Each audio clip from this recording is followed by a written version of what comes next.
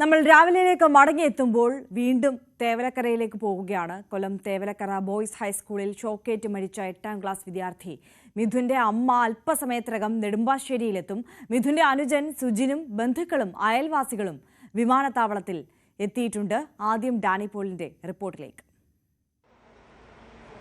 തേവലക്കരയിൽ ഷോക്കേറ്റ് മരിച്ച മിഥുൻ്റെ അമ്മ ഇന്ന് വിദേശത്തു നിന്നെത്തും. ഇവിടെ നെടുമ്പാശ്ശേരി വിമാനത്താവളത്തിൽ അല്പസമയത്തിനകം തന്നെ അമ്മ സുജ എത്തും. അവരുടെ ബന്ധുക്കൾ ഇവിടേക്ക് എത്തിയിട്ടുണ്ട്.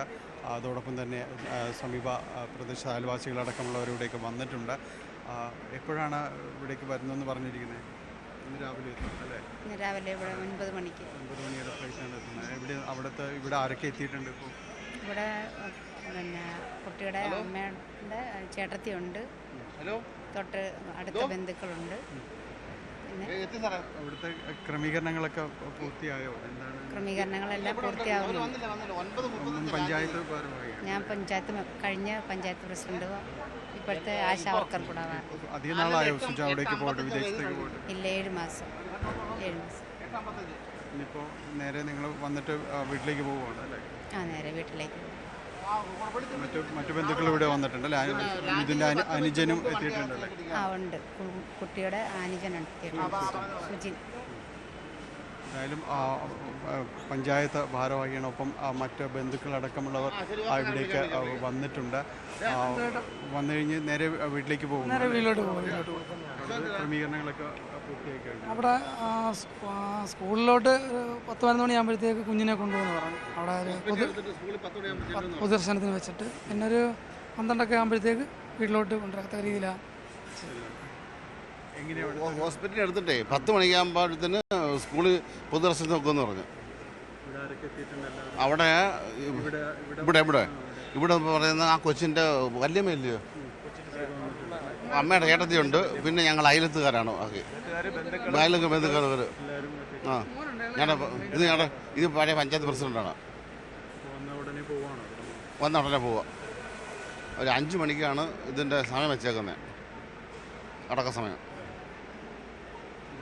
വല്ലാതെ ഞെട്ടൽ എല്ലാവരിലും തന്നെ ഉണ്ട്. കാരണം ഇത് അതിദാരുണമായൊരു സംഭവം, ഒട്ടും പ്രതീക്ഷിക്കാതെയുള്ള സംഭവം. മിഥുൻ്റെ അനുജൻ ഇവിടെ സുജിന് കൂടി ഇവിടേക്ക് എത്തിച്ചിട്ടുണ്ട്. അവർ പറയുന്നത് അനുസരിച്ച് അമ്മ വരുമ്പോൾ അമ്മയെ കാണുന്നത് അത് അവർക്ക് ഒരു ആ രീതിയിലെങ്കിലും അവർ ചേർത്ത് പിടിക്കുക, ഒരു ആശ്വാസമാവുക എന്ന ആ രീതിയിലാണ്.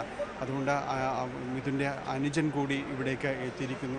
വളരെ പ്രതീക്ഷയോടെ ജീവിതം, ഒരു പുതിയ ജീവിതം എന്ന രീതിയിലേക്കെല്ലാം കണ്ടുകൊണ്ടാണ് സുജ വിദേശത്തേക്ക് പോയത്. വിദേശത്ത് കുവൈറ്റിൽ ഒരു കുടുംബത്തിനൊപ്പമായിരുന്നു സുജ ഉണ്ടായിരുന്നത്. അവരുടെ വീട്ടിൽ ജോലിയിലായിരുന്നു. ഇതിനുശേഷം ആ കുടുംബത്തിനൊപ്പം തുർക്കിയിലേക്ക് വിനോദയാത്ര പോയപ്പോൾ അവർക്കൊപ്പം പോയതാണ് സുജ.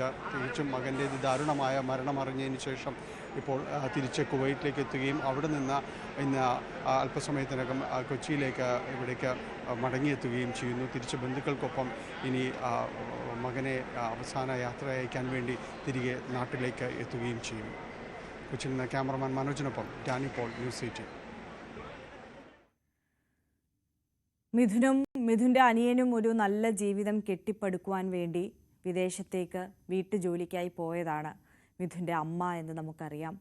ആ അമ്മ ഉള്ളു പിടയുന്ന വേദനയോടെയാണ് ഇപ്പോൾ അല്പസമയത്തിനകം നെടുമ്പാശ്ശേരിയിൽ വന്നിറങ്ങാൻ പോകുന്നത്. 9 മണിയോടുകൂടി നെടുമ്പാശ്ശേരിയിലെത്തും.